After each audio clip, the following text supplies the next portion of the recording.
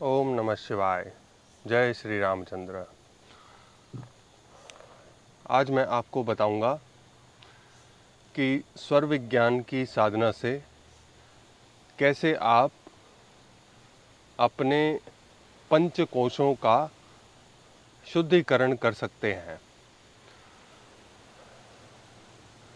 किस तरह से आप स्वर विज्ञान की साधना को सीढ़ी बनाकर पंचकोश की साधना कर सकते हैं। लेकिन हम आगे बढ़ें इससे पहले आपको यह समझना होगा कि ये पंचकोश क्या हैं। एक छोटी सी कहानी के माध्यम से, जो कि उपनिषद से आती है, मैं आपको समझाने का प्रयास करूंगा कि पंचकोश क्या होते हैं।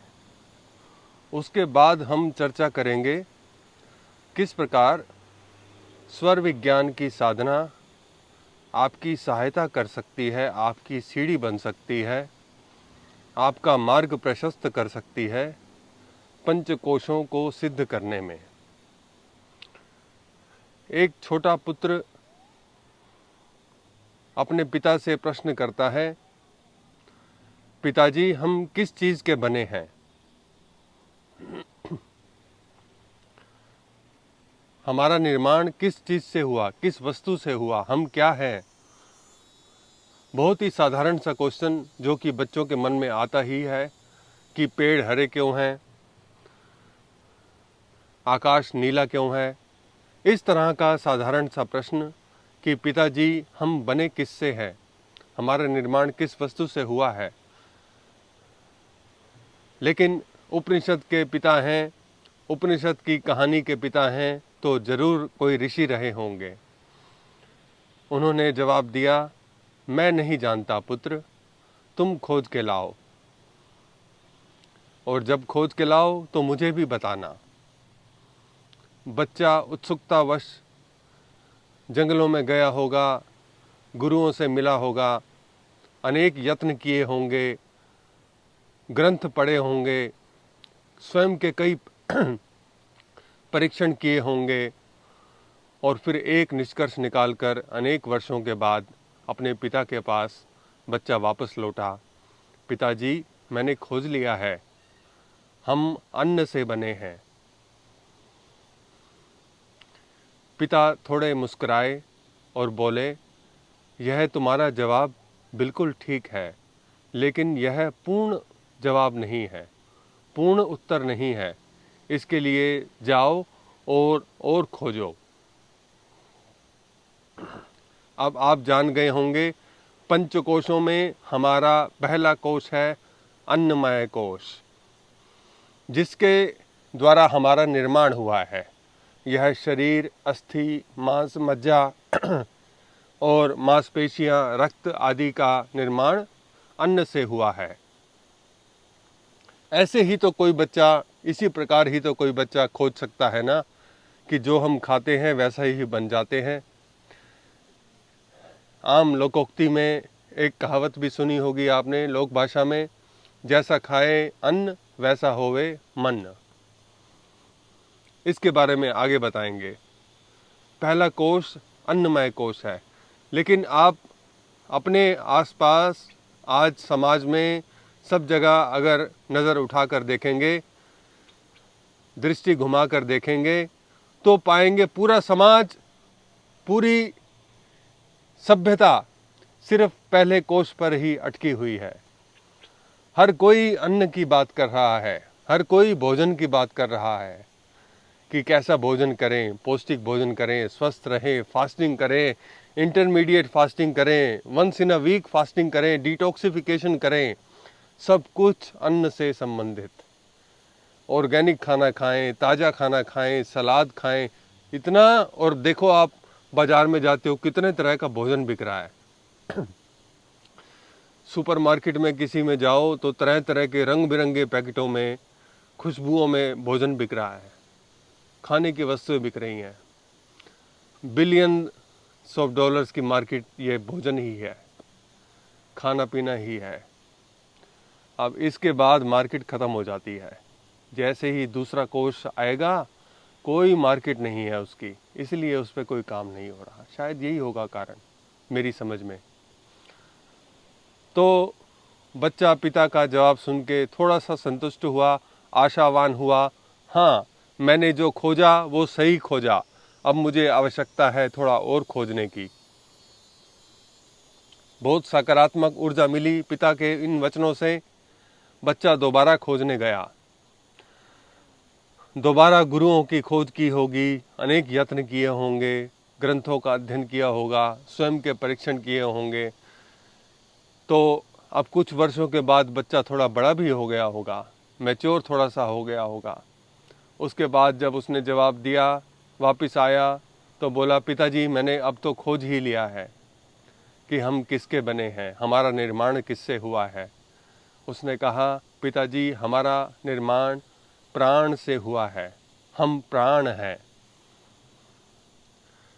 क्योंकि अन्न के बाद, शरीर के बाद क्या है जिस पर आप अत्यधिक ऊर्जा लगाते हैं, ध्यान लगाते हैं। थोड़ा सा ध्यान का अनुभव हुआ, थोड़ा सा योग का अनुभव हुआ, थोड़ा सा साधना का अनुभव हुआ, तो कौन सा वो पायदान है जिस पर पैर रखते हैं? वो है प्राण, प्राणायाम। महर्षि पतंजलि ने भी कहा है, आसन प्राणायाम। आसन वह क्रियाएं जो कि शरीर सिद्ध करेगा, जो शरीर के माध्यम से सिद्ध होंगी। प्राण से हम बने हैं, ऐसा उस बच्चे ने उत्तर दिया। पिता ने दोबारा मुस्कुराया और कहा, शाबाश मेरे बच्चे, बिल्कुल सही उत्तर खोज के लाए, लेकिन अभी भी यह पूर्ण नहीं है। दोबारा जाओ और सही उत्तर खोज के लाओ, पूर्ण उत्तर खोज के लाओ। बच्चा थोड़ा और आशावान हुआ, थोड़ी सी निराशा के साथ, अरे अभी भी पूरा उत्तर नहीं मिला, मैंने तो सारी खोजबीन कर ली कि एक तो अन्न खाया और श्वास ली। तो दूसरा कोश है प्राणमय कोश, जान लीजिए इसको, प्राणमय कोश। अन्नमय कोश पहला है, दूसरा है प्राणमय कोश। तीसरे कोश की खोज में गया। अभी तो बच्चा जानता ही नहीं कि यह कोश क्या है, मैं किस बात की खोज कर रहा हूँ। अभी तो बच्चे की स्वयं की उत्सुकता है कि हम बने किसके हैं। तो ऐसा खोजने की इच्छा के साथ बच्चा गया, अनेक वर्षों साधना की। अब शायद 12-15 साल की आयु हो गई होगी, साधना को समझने लगा होगा, आंख बंद करके आनंद को महसूस करने लगा होगा, आनंद का अनुभव हुआ होगा, स्वयं की अनुभूति हुई होगी। आंख बंद करने के बाद एक दुनिया शुरू होती है, यह जाना होगा। स्वयं से परिचय हुआ होगा, कभी कभी खुद से बातें करता होगा। तो यह खोज कर लाया कि पिताजी मैंने अब खोजा है तीसरा चरण, हम मन से बने हैं। क्योंकि जो भी विचार आते हैं सब मन में आते हैं। मन विचारों का केंद्र बिंदु है। कोई भी ऐसी वस्तु, ऐसा विचार, ऐसा चिंता नहीं जो मन से पार हो। तो आप जान गए होंगे, तीसरा कोश है मनोमय कोश, अन्नमय कोश, प्राणमय कोश, मनमय कोश। पिता भी जान गए होंगे, बच्चा खोजी है। चाहते तो स्वयं ही उत्तर दे देते, तुरंत ही बता देते, लेकिन बच्चे को दोबारा भेजा, चौथी बार भेजा। और अब की बार जब बच्चा लौट कर आया तो ध्यानी बन गया होगा, अवश्य ही ध्यानी बन गया होगा, क्योंकि उसका जवाब ऐसा बताता है। एक ध्यानी का ही जवाब ऐसा हो सकता है। बहुत ज्ञानी भी हो गया होगा, बहुत सारी इधर उधर की जानकारियां इकट्ठी कर ली होंगी, जिन्हें हम योग में सिद्धियां कहते हैं उन्हें प्राप्त कर लिया होगा। चिंतन मनन बहुत गहन हो गया होगा। तो चौथा उत्तर वह लेकर आया, पिताजी मैंने खोज लिया है, हम विज्ञान के बने हैं। तो आप भी जान गए हैं, हमारा चौथा कोश है विज्ञानमय कोश।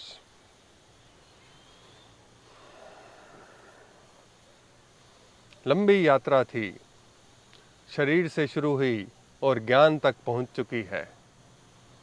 प्राण और मन बीच में आए।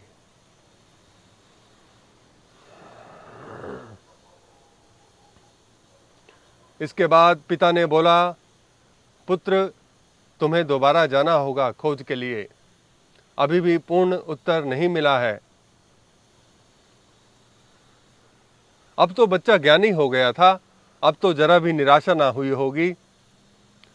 आशावान होकर, धैर्यवान होकर बच्चा वो दोबारा गया पिता के दिशा निर्देश के अनुसार, क्योंकि अभी भी खोज पूरी नहीं हुई है।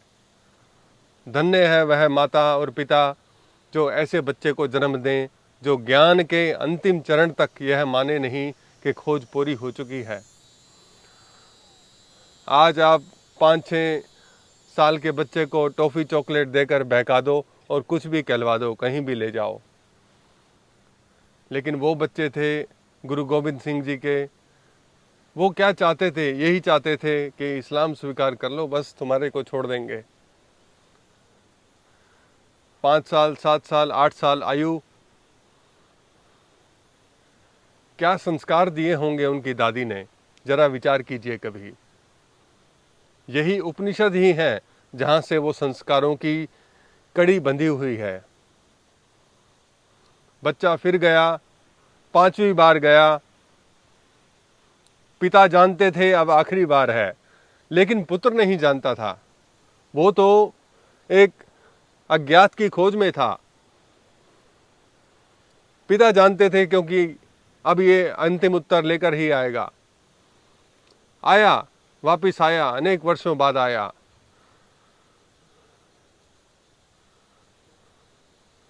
पिता के चरण स्पर्श किए, अनेक वर्षों के बाद आया तो पिता ने देखा चेहरे पर अलग ही आभा है, अलग ही तेज है चेहरे पर। इस बार वह उत्सुकता नहीं बच्चे वाली जो बच्चा पूछता था बार बार, हम किसके बने हैं, हम किससे बने हैं, हम कैसे बने हैं। आज उस बच्चे के चेहरे पर एक अलग ही शांति थी, एक उत्सव के भाव थे। वह उत्सव जो शांति से जन्म लेता है। उस पुत्र ने उत्तर दिया, पिताजी हम आनंद से बने हैं। 5वां कोश है आनंदमय कोश।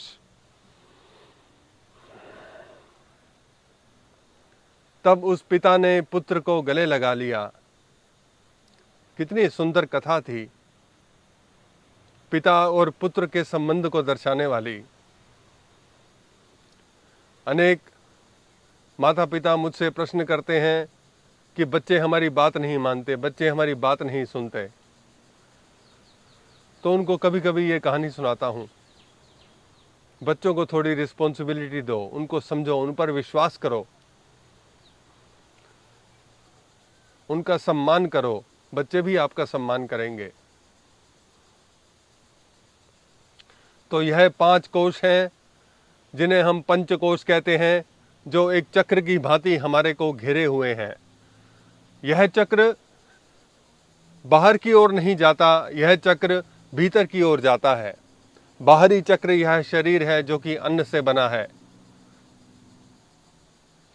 उसके बाद प्राण को आप महसूस करते हैं, प्राण का प्रयोग करते हैं, प्राण का उपयोग करते हैं जीवित रहने के लिए।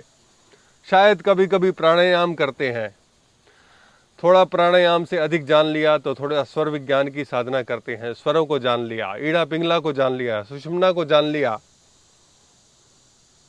बस गाड़ी अटक गई यहीं पे। पहले थे कि खाने से नहीं छूटते थे, मीठा खाना, खट्टा खाना, नमकीन खाना, तीखा खाना, अब स्वरों पे अटक गई गाड़ी, सूर्य और चंद्र स्वर पर अटक गई। उसके बाद थोड़ा ध्यान का अनुभव होगा, थोड़ी साधना प्रबल होगी तो मन को जानेंगे, मन के अनुभव होंगे। उसके बाद विज्ञान और आनंद की प्राप्ति होगी।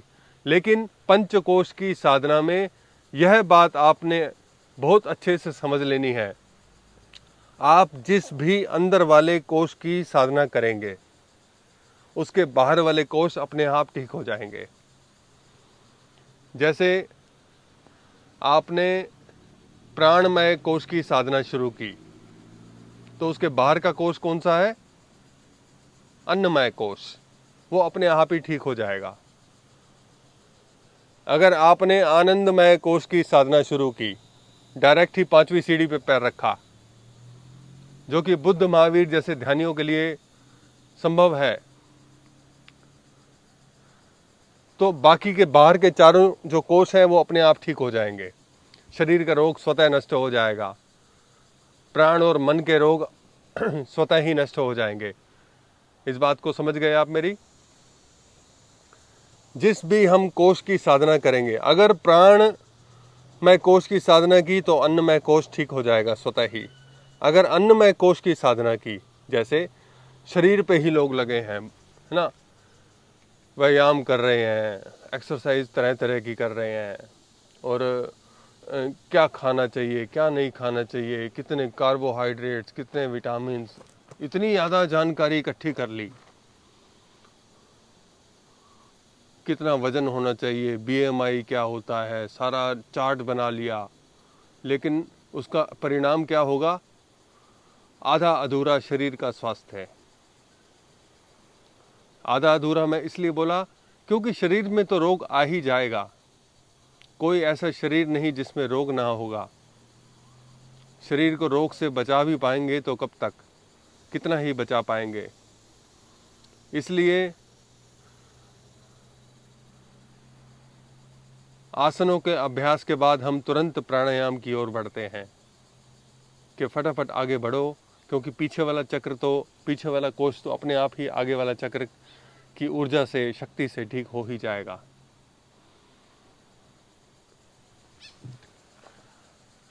तो इस प्रकार से यह है पंचकोश।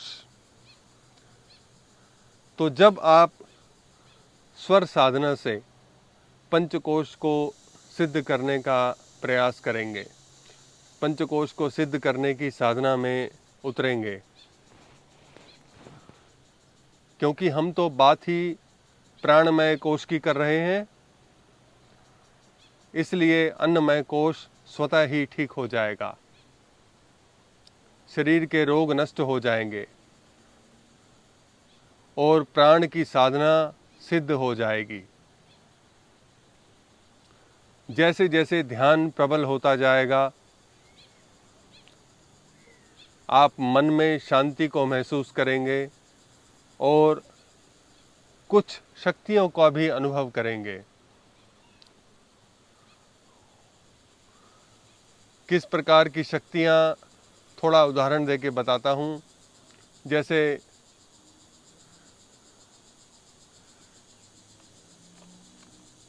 धीरेन्द्र शास्त्री जी हैं बागेश्वर धाम के, वो कोई जादू नहीं, वो इसी विज्ञानमय कोश की शक्तियों के प्रयोग हैं।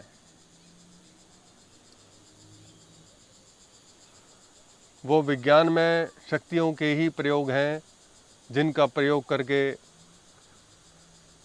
वो किसी के भी मन में प्रवेश कर जाते हैं और कुछ भी जान जाते हैं। तो जो व्यक्ति वहाँ पहुँच गया, उसके पीछे के 3 चक्र तो स्वतः ही ठीक हो जाएंगे। इसी बात को मैं अगली बार बोलूँगा, आपको अगले वीडियो में रिकॉर्ड करने का प्रयास करूँगा कि कैसे हम अपनी साधना को गहन करें और कैसे हम पंच कोशों को प्रबल और सिद्ध करें। यदि आपका कोई प्रश्न हो तो अवश्य पूछें। आज के लिए इतना ही। धन्यवाद। ओम नमः शिवाय।